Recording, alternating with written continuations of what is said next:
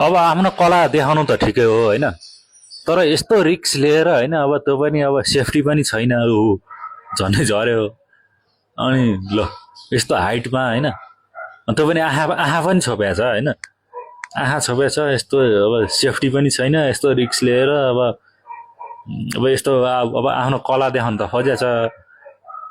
कला त ठिकै हो, एक किसिमले मूर्खता पनि भन्ने हो कि अब के भन्नु त, अब केही अब सानो गल्ती भयो भने त सिधै तल झऱ्यो नि त होइन, पुरा थाल चप्पल थाल जस्तो त्यही अनुसारको त अड्डिने खालको त रहेछ होइन। त्यहाँ खबिल्टो खबिल्टो पारेर रहेछ क्या, तारकै त्यो जुन त लट्ठा छ नि त्यहाँ त्यहाँको त्यही अनुसारले अड्डिने तरिकाले रहेछ त्यो थाल।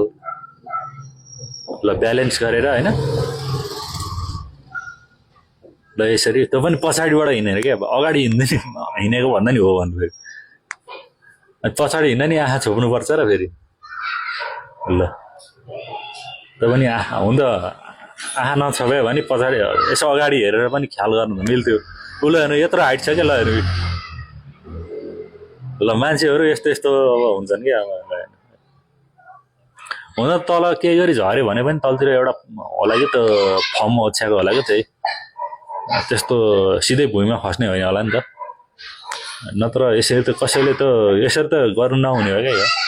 अब सक्छु भन्दा पनि यो गर्नु हुँदैन क्या, यो कहिले के हुन्छ थाहा हुँदैन नि त।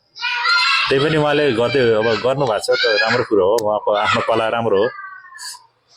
ल हेरौँ अब कतिको सफलतापूर्वक यता आउनुहुन्छ।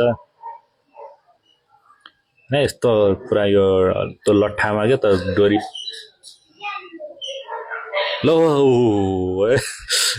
नभन्दै ल जेसम्म चाहिँ चिप्ले पनि त्यहाँ अल्झिन सफल हुनुभयो क्या, यतिको हुँदा चाहिँ सही हो। त अर्कोतिरबाट खुसिया भए त झर्थ्यो नि त।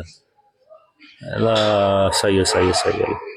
ल आँखा हेरेपछि त ल ल आँखा हेरेपछि त सजिलो भइगयो नि। ल ठिक छ, राम्रो छ। ल